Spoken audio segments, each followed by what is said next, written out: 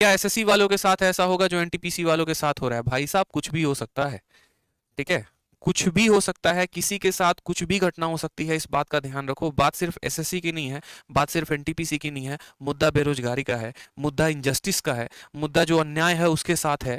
कल के दिन अगर आपके साथ भी अगर ऐसी समस्या आती है, जैसे मानो कि आपके साथ नॉर्मलाइजेशन में खिलवाड़ हो जाए, या फिर मान लीजिए कि आपके कट ऑफ में खिलवाड़ हो जाए, आप पहुंचते हैं एसएससी ऑफिस धरना देने और वहां पर लट पे लट आपको बरसाया जाए, मार के मुंह हाथ नाक वाक सब फोड़ दिया जाए, ठीक है, आप रो रहे हैं, आप चिल्ला रहे हैं, आप आगे हाथ जोड़ रहे हैं और आपको जो है पुलिस वाले इतने बेदर्दी से मार रहे हैं, जैसे भैया भारत का नंबर 1 टेररिस्ट तो आप ही हैं अजमल कसाब के बाद।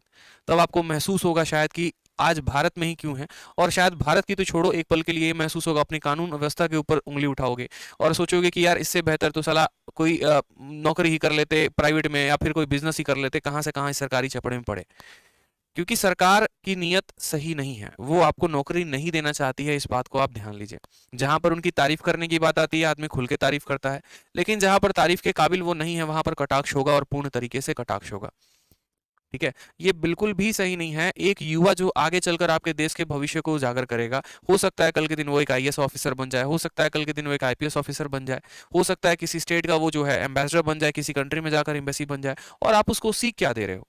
आप उसको सीख ये दे रहे हो कि मार के तुम्हारा सर फोड़ देंगे, माँ बहन की गालियां दे रहे हो, कर क्या रहे हो आप समाज में? एग्जाम्पल क्या सेट कर रहे हो? बचपन में जब से हम बड़े होते हैं, माँ एग्जाम्पल देती है कि बेटा देख पढ़ लिख कर उनके तरह ऑफिसर बनना है, उन्हीं की तरह पुलिस ऑफिसर बनेगा, बड़ा प्रॉमिस कर रहा है ना, तो हम बोलते हैं हाँ माँ बनेंगे। और आज जब वही ऑफिसर को वो देखेगी गाली देते हुए, तो क्या वो माँ एग्जाम्पल दे पाएगी अपने बच्चे को कि हाँ बेटा तू इनकी तरह ऑफिसर बन? कदापि की एग्जाम्पल नहीं दे सकती है वो। हम लोग रूम में रहते हैं, एक ही रूम में रहते हैं, उसी में खाना बनाते, खाते हैं, पढ़ते हैं, सारे एस्पिरेंट, मैं तो खुद वहीं से उठकर आया हूँ। हमें तो पता होता है यार हम कितनी मेहनत कर रहे होते हैं, सर पे हजार टेंशन होते हैं, घर से पैसे नहीं आते महीने के, राशन खत्म हो जाता है। बहुत बार तो ऐसा होता है बच्चे फोन करके बोलते हैं सर खाना खत्म है, फिर फोन पे करता हूँ उनको मैं। ऐसे ऐसे हालात हो जाते हैं, बहुत बार ऐसे हो जाते हैं।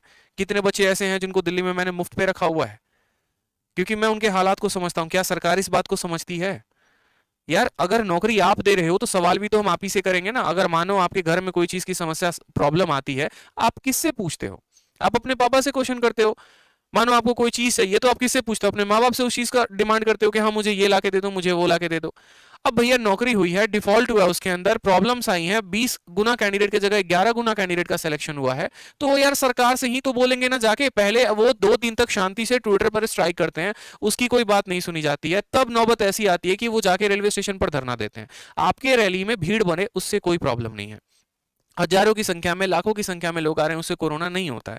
लेकिन एक युवा जो अपने हक के नौकरी के लिए आपके सामने प्रदर्शन देता है, तो उससे आपको कोविड प्रोटोकॉल्स याद आ जाते हैं। फिर आप लाठी लेके चल पड़ते हैं, चलो भैया आज तो व्यवस्था लगाना है। कभी किसी नेता के रैली में क्यों नहीं लाठी चार्ज होता है? क्या वहां भीड़ नहीं होती है? बेफिजुल के लोग वहां भी तो जाते हैं, क्या जरूरत है किसी के भाषण सुनने की? आप भी आ जाओ सर, डिजिटल पे आ जाओ, क्या दिक्कत है? एक अपना चैनल खोल लो, चैनल पे चला देना, मर्जी होगी हमारी हम देखेंगे, मर्जी होगी हम नहीं देखेंगे। कि नहीं होता ना यार, समझना पड़ेगा कि असल में हम जा कहाँ रहे हैं। बात सिर्फ आज की नहीं है, आज के 10 साल बाद की क्या है। आप रघुराम राजन का स्टेटमेंट देखिए, उन्होंने क्या कहा, पूर्व आरबीआई के गवर्नर थे, उन्होंने कहा अगर यही हालात बने रहे ना, अगर यही हालात बने रहे कि सभी कोचिंग बंद रहे, सभी संस्थान बंद रहे, तो आने वाली पीढ़ी हमारी अनपढ़ होगी, इस बात का गारंटी लिखवा लो आप मुझसे। बच्चे को हम दे क्या रहे हैं? अपनी चीजों में व्यस्त हैं, अपने इलेक्शंस में बिजी हैं। किसी की वैकेंसी आती है नहीं आती है, पेपर होता है नहीं होता है, क्या कट ऑफ गई क्या नहीं गई, 2019 का पेपर था, 2022 में रिजल्ट आया, तुम 3 साल ऐसे लगा दिए, उसके बाद भी अभी मेंस कंडक्ट करवाना है, उसके बाद ज्वाइनिंग में फर्जीवाड़ा करोगे, रातों रात वैकेंसी कम कर देते हो। एसएससी का वैकेंसी रातों रात कम हो गया 2019 के पेपर में। क्या ये बातें गवर्नमेंट को नहीं दिखती हैं? हजार फर्जीवाड़े। यार एक बच्चा कितनी मेहनत करता है, अरे आके देखो ना, हालत खराब हो जाएगी भाई साहब तुम्हारा ये 200 नंबर का तैयारी करने में। उसको मैथ भी पढ़ना है, इंग्लिश भी पढ़ना है, रीजनिंग भी पढ़ना है, जीएस भी पढ़ना है, कहां से पढ़ेगा यार वो? जान मार दो उसकी आके। एक तो बेरोजगारी से मर रहा है, ऊपर से जो है गरीबी से मर रहा है, अब ऊपर से तुम लाठी चार्ज और करवा दो कि सर फटे तो पैसे भी ना हो जेब में जाके इलाज करवाने के लिए। अब मार ऐसे रहे हो बच्चे को जैसे लग रहा है कि भैया जानी दुश्मन है तुम्हारा। आज सिचुएशन सही नहीं है, इस बात को समझिए। आप किस दिशा में जा रहे हैं इस बात को समझिए। सरकार से मेरी हाथ जोड़कर विनती है, भैया बच्चे हैं ठीक है, टेररिस्ट नहीं है जो आप इस तरीके से कर रहे हो, लाठी चार्ज करवा रहे हो, उनके हिस्से का नौकरी खा रहे हो। चारा तक तो खा गए चारे घोटाले में, कोयला खा गए कोयला घोटाले में, 2G स्पेक्ट्रम में सब खा गए। अब बच्चों की जो नौकरी है वो मत खाओ, कम से कम जो उनके हक का है, जिसके लिए वो दिन रात मेहनत करते हैं, वो उनको दो।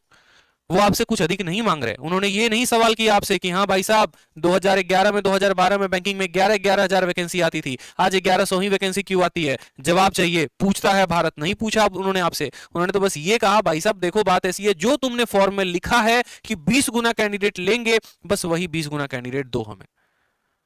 क्यों पागल बना रहे हो? नौकरी नहीं देनी थी पहले बोल देते। जब चुनाव आया 2019 में, पैसे की जरूरत पड़ी, निकाल दिया एनटीपीसी का वैकेंसी, हर बंदे से ले लिया 450 रुपए, लाखों करोड़ों रुपए आ गए। एक साल तक उसी पैसे से पूरा का पूरा फंडिंग किया, पैसे इंटरेस्ट पे लगाए, क्या किया वो आप जानो सर। बच्चे का तो एक साल बर्बाद हुआ ना। अब बच्चा एक साल बाद जब आपको प्रोटेस्ट करता है तो याद आता, अच्छा पैसा लिए थे, भूल गए रे ससुरा, पेपर करवाना है उसका। तब जाते हो पेपर करवाने, और पेपर करवाने के बाद 50 नोटिंग उसको दिखाते हो। क्या फायदा होगा यार, ये बताओ पहले। और मेरा सवाल तो उन पुलिस वालों से भी है, भाई साहब एक बात बताओ, क्या आपका बच्चा उस रैली में नहीं हो सकता है? अगर कल के दिन सरकार आपको हटा दे नौकरी से, आप भी धरने पर आ जाओगे, ये बात मैं आपसे लिखित रूप में कहता हूं। कल के दिन अगर आपका जो प्राइवेटाइजेशन हो गया ना, जिस तरीके से रेलवे का हो रहा है, बहुत ऐसे स्टेट है जहां पर छोटी छोटी चीजों को प्राइवेटाइजेशन कर दिया गया, आप भी आएंगे सर। क्या होमगार्ड वाले नहीं करते हैं क्या प्रोटेस्ट? तो होमगार्ड वाले को मारने जाते हो क्या, ये बताओ पहले। खुद का बच्चा बच्चा है, दूसरे का बच्चा बच्चा नहीं है। आपका प्रोटेस्ट वाजिब होता है, आप अपनी पेमेंट के लिए अगर प्रोटेस्ट करते हैं तो वाजिब है, लेकिन अगर एक स्टूडेंट अगर नौकरी के लिए अपने प्रोटेस्ट कर रहा है तो वो वाजिब नहीं है। फिर तो लाठी चलाओ, जरूरत पड़े तो बॉम्ब भी छोड़ दो उसके ऊपर, बुलडोजर भी चलवा दो, क्या दिक्कत है? इंसान थोड़ी हम तो मकड़ी है, मतलब यहाँ धरती पे ऐसे ही आए हैं बस। इंसानियत कहाँ है हमारे अंदर? जिएंगे थोड़ी हम आके, मार दो हमें ऐसे ही, क्या जरूरत है? बेरोजगारी से मार रहे हो, ऐसे ही मार दो। अरे 2 महीने से हम लोग पढ़ाते हैं, 2 साल से बच्चा पढ़ता है, कितने सेंटीमेंट उसके साथ जुड़ जाते हैं। पूछते हो कभी आके? वैकेंसी तक कोई नई नहीं निकाल पाते, आप संदेह में रखे रहते हो, सीईटी लेंगे नहीं लेंगे, लेंगे नहीं लेंगे। आपका चुनाव तो कभी संदेह में नहीं होता। किस पार्टी के किस नेता को अपने पार्टी में घुसाना है, किसको बाहर करना है, ये चीजें आपके माइंड में पहले क्लियर होती हैं, लेकिन सीईटी लाना है, बच्चों का भविष्य का सवाल है, ये आपके माइंड में क्लियर नहीं होता। यही कारण है कि आपके जितने भी टॉप सीईओज है ना, वो आपके भारत में नहीं है, आपके देश के बाहर है। यही कारण है कि जो फेसबुक के हैं, गूगल के हैं या माइक्रोसॉफ्ट के हैं, वो आपके कंट्री में काम ही करना पसंद नहीं करते हैं। आप कितना भी डिजिटल इंडिया चला लो, कितना भी स्किल इंडिया चला लो, आपके कंट्री में कोई नहीं आएगा। यही कारण होगा। इसलिए नहीं आएगा क्योंकि आप उस तरीके का प्रोत्साहन नहीं दे रहे।